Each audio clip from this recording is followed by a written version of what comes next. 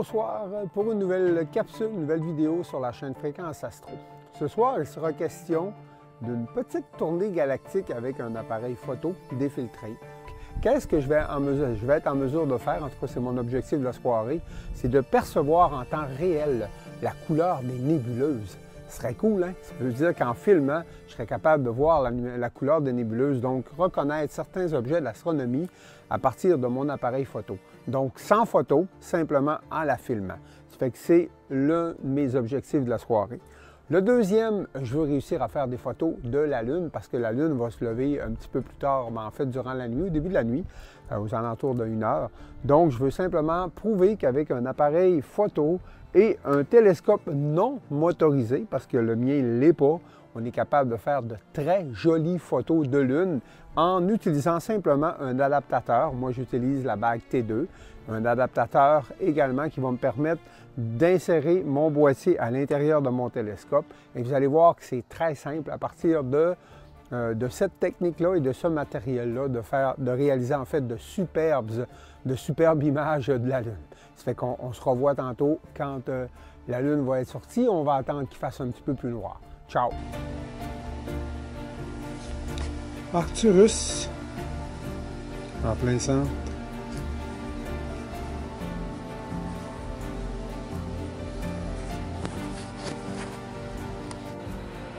Je m'amusais à filmer un satellite, c'est quand même cool.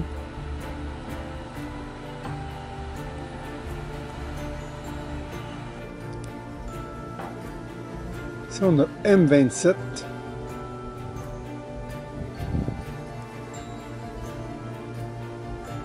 La mode Hercule. Mais c'est quand même assez impressionnant qu'avec qu'on soit en mesure d'avoir autant d'étoiles avec encore une fois un télescope Dobson non motorisé. C'est ça qui va se promener, hein? Ça fait que je vais pouvoir m'amuser à aller là, ma cible est en plein centre.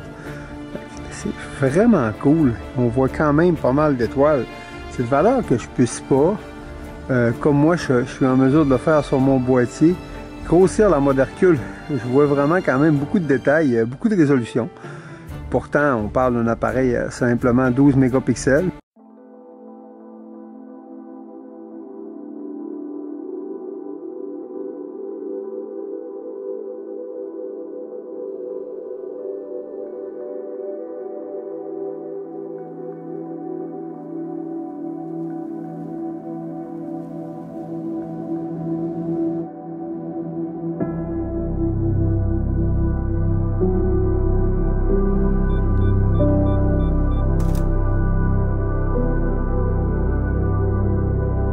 Si vous souhaitez filmer la Voie lactée à champ large avec un appareil sensible ou simplement vous amuser avec un Dobson non motorisé sur la mode Hercule ou la nébuleuse de la Lagune, il y a moyen d'effectuer de l'astrophotographie avec quelques outils de façon très simple.